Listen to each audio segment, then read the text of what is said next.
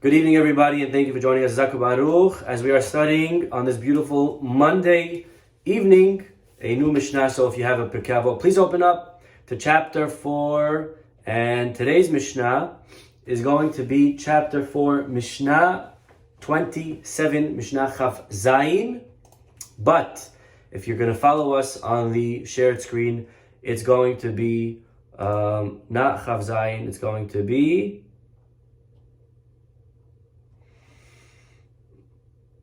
Chaf, okay?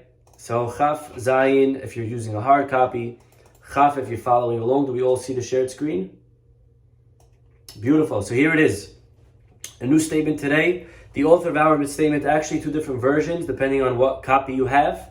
The either could be Rabbi or Rabbi Meir. It's right here at the end of Mishnah Chaf for the shared screen. Again, if you're using a hard copy, Mishnah Chaf Zayin. Rabbi Omer or Rabbi Meir Omer.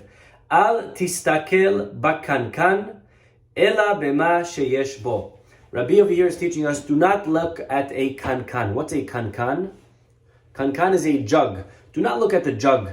Ela bema sheyesh bo. Look at what is in it.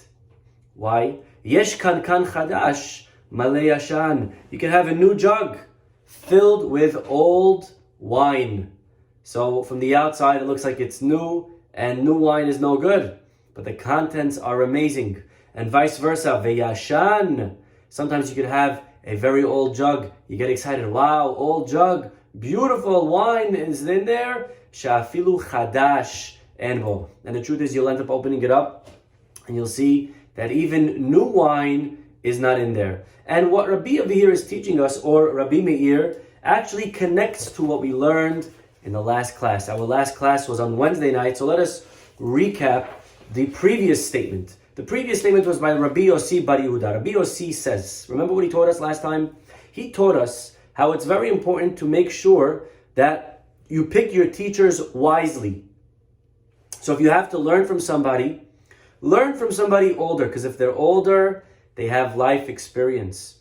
Doesn't matter knowledge, life experience, life itself teaches you many, many things.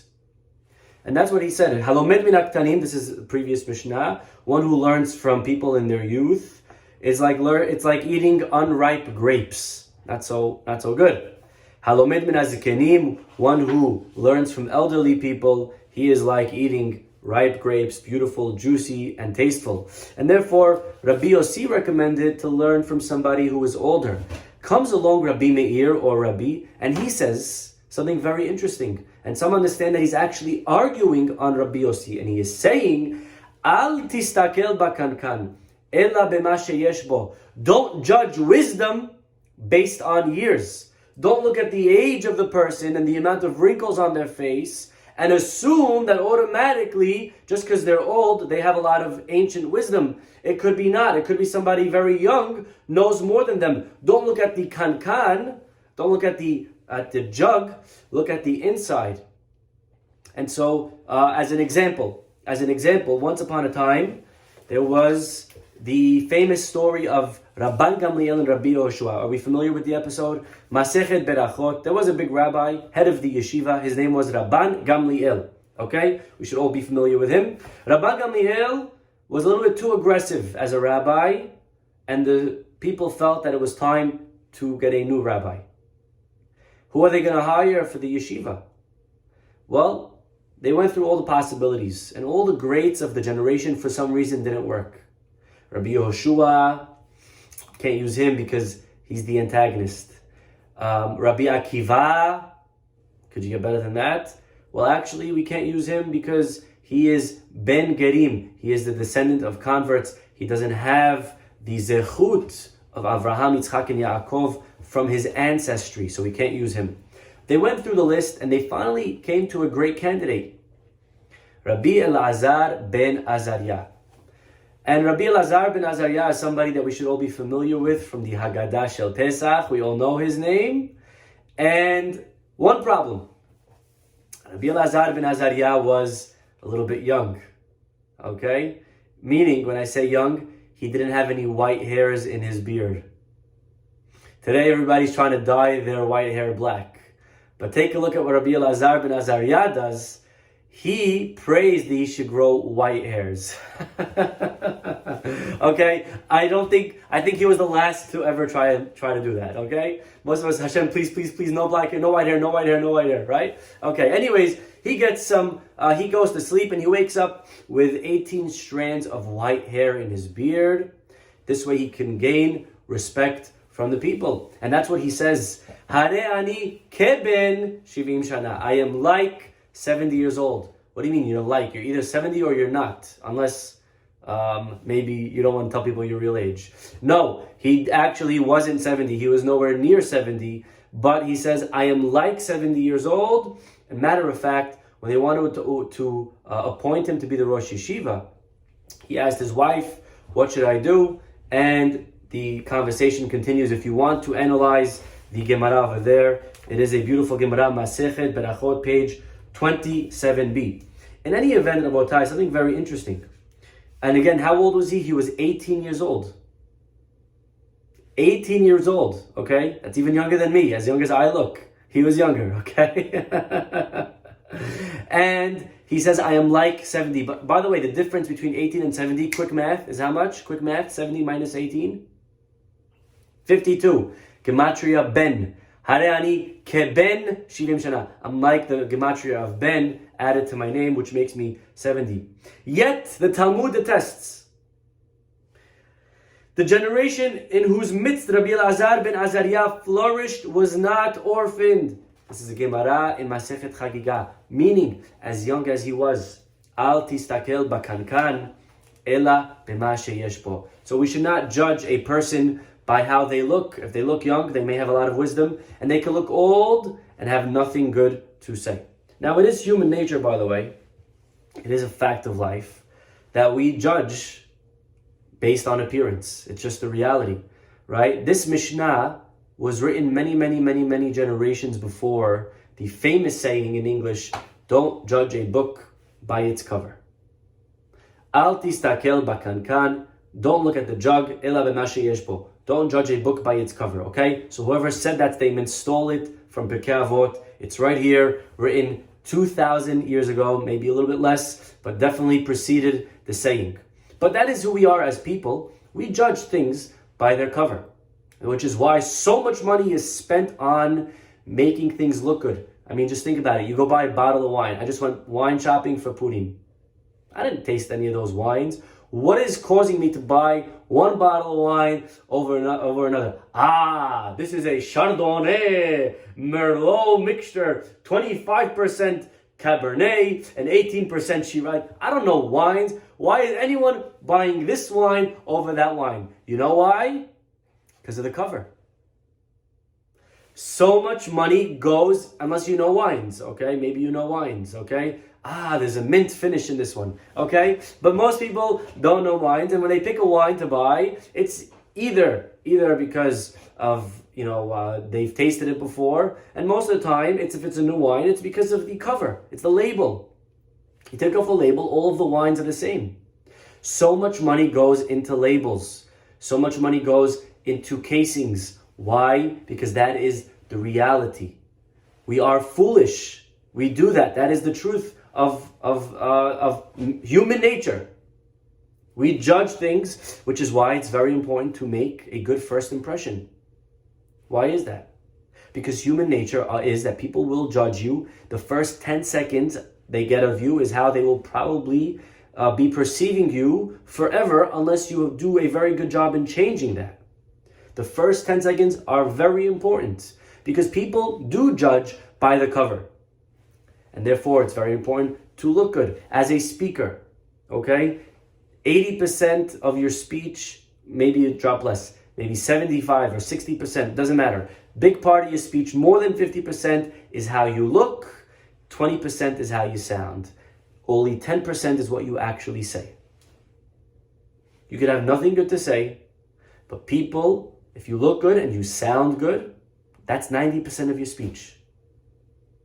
Amazing. Because people judge by the cover.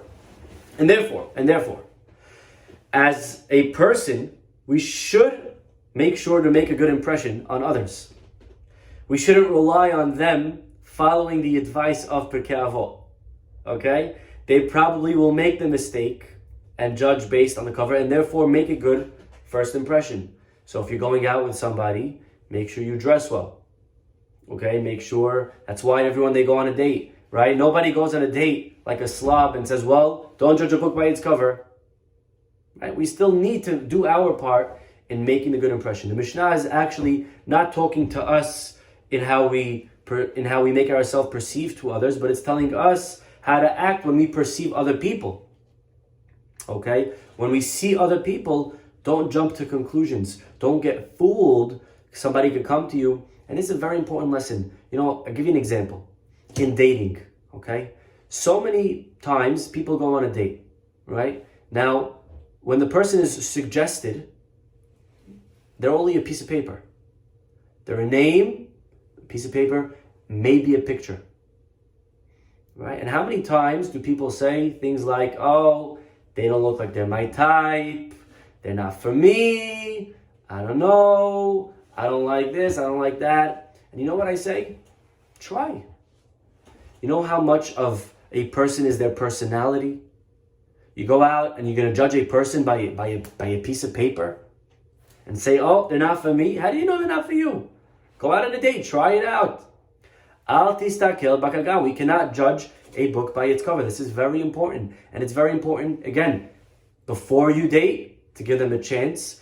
And after we date, to make sure we think about, do we actually like the person? Sometimes we get so carried away by the outside, which is also important. The outside, the appearances are important. But sometimes we forget and we judge a person, well, they look good and we're attracted to them. And so then all of a sudden, all of the rules of dating go out the window. We don't analyze, we don't think, we don't strategize. That is also a mistake. We should not judge a person if we're going to marry them just on how good looking they are, or what kind of car they drive, or what kind of digits they make. This is true in dating. This is true with relationships. You want to know what kind of friends to have. They look like nice people. Who cares how they look? Get to know them. Al tistakel bakankan ela b'ma sheyesh po. Okay? Again, this is very, very powerful advice. Looks can be deceiving, and we should apply it in every area of our lives. By the way, this is also a very important lesson with jumping to conclusions. You have a situation, and you see a situation, and right away we jump to conclusions. We assume we know exactly what's going on. That is judging a book by its cover. We should not do that. Right? We have to heve metunim badim. The first teaching of Pirkei Avot, all the way, back in chapter 1, is be very careful and patient and deliberate when passing judgment on other people. Sometimes we'll see someone do something and we'll jump to conclusions and we'll say, you see, I knew it. How could they do that? I'll give you a story. One time there was a guy, he was on a plane. He's sitting and all of a sudden he sees this rabbi in front of him, supposedly a very big rabbi.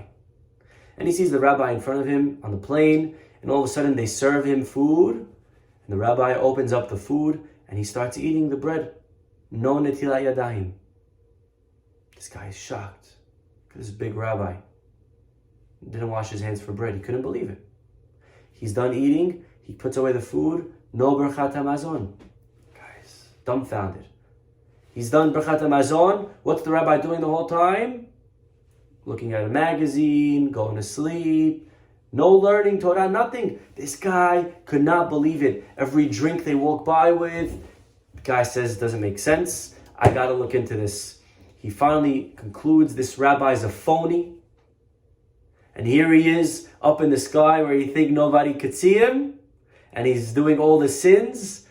When we land, I'm going to expose this rabbi for his true colors. And sure enough, they land. And this fellow follows the rabbi out of the airplane all the way to the baggage claim. And he sees a whole entourage of people coming to the rabbi.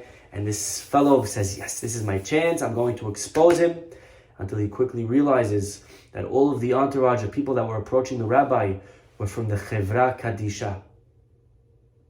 They were part of the burial association, and this rabbi had his parent under the plane. And he was going to bury his own mother. And that's why he couldn't say Barachot, he was an Onen. That's why he couldn't learn Torah, he was an Onen. That's why he couldn't wash, he couldn't do all of these things. And so this man realized the hard way that we have to be very, very careful, Rabotai, in life, not to jump to conclusions. We pass judgment on people, we see something. And if we like them, then we assume the good. And if we don't like them, then we assume bad.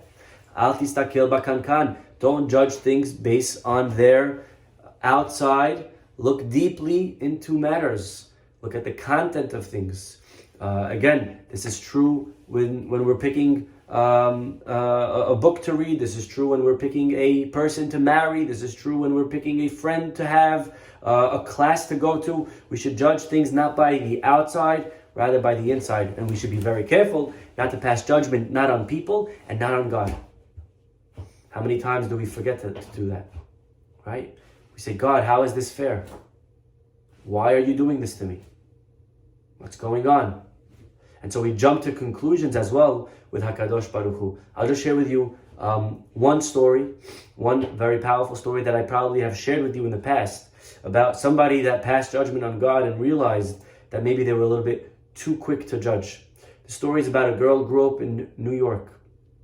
And she was getting very, very religious. Her family was Reform. And the parents were not excited that she was becoming observant and orthodox. They didn't like it. Of course, when the summer came around, after she turned Bat Mitzvah, she wanted to go to an Orthodox camp in upstate New York. The parents wouldn't hear of it. They tried convincing her otherwise. But the girl said, this is the camp I'm going to. This is the camp I want to go to. The parents said, okay, that's what she wants. That's what she wants. They signed her up for the camp. And she went off to the sleepaway camp, Orthodox, middle of the summer.